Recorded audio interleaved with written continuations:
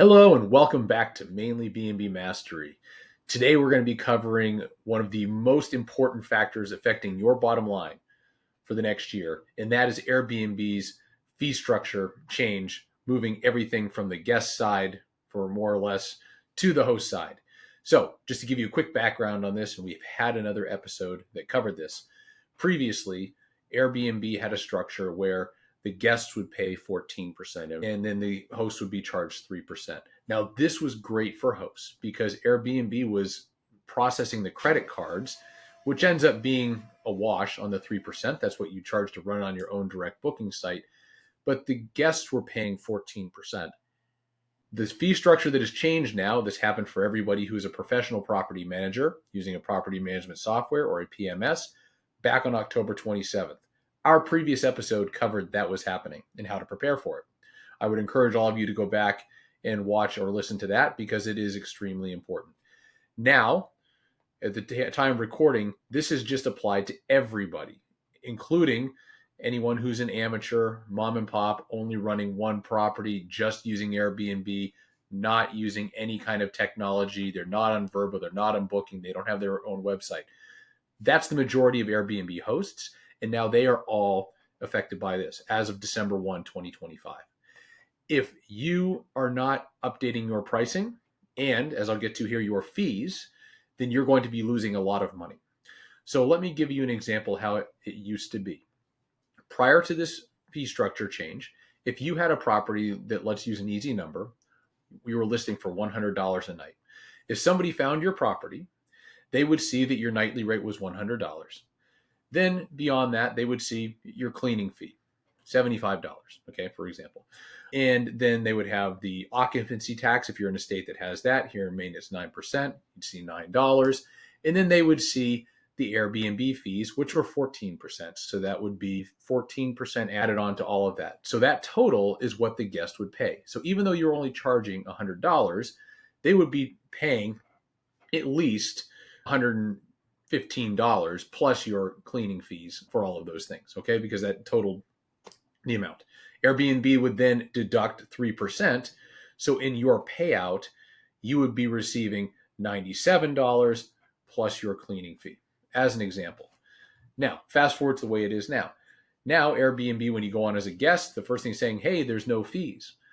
That is better for the guests, it's better for the business. I understand why they've done it, but it is extremely important that you as a host adapt or demand that your property management company adapts right away, or you're going to be losing a significant amount of money. And by that, you can't just be changing the fees on your nightly rates, which is the easiest thing to do in Airbnb or in your pricing tool, all those type of things. You have to update your fees. And this is something that I heard no one talking about leading up to it. But if you have significant size property, for example, we have homes where they're large luxury homes where the cleaning fee is significant. If you're not updating those fees, Airbnb is now deducting 15% from the cleaning fee, and you're not even able to pay your cleaners what you're getting paid. So we have a property that I'm going to show you here in a moment as an example that I think the cleaning fee was $285 before. We've had to up that 15%. Otherwise, we're not even getting paid the cleaning fee to be able to pay the cleaners. Anything else on top of that, whether you have many of our properties, we have kind of a small insurance claim insurance that guests can have that comes with it. You could be charging your 1% for your beyond pricing or your property management software, whatever those are. Those are all going to be now taken out at 15.5% by Airbnb. So what did I do? I went and I upped all of our cleaning fees by 15.5% to make sure that we're covered. Also, rather than charging 1% for beyond pricing, for example, we're now charging 1.15%.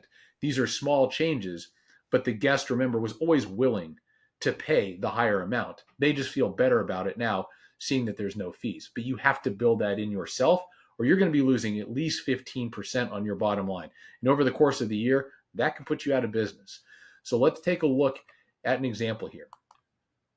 So in this example, which is from a home that we have that someone booked on November 30th. Okay, so this was after the fee structure changed for professional hosts. So this is now applicable to everybody. The person here, what they see as guest paid is going to be the total of the nights The cleaning fee, which is $315 on here, that's because I had updated it from before. It says guest service fee, nothing, and then it has the occupancy taxes. Below, under the host payouts, and when it's broken down, it shows your nightly rate, and then it has the what Airbnb calls a management fee.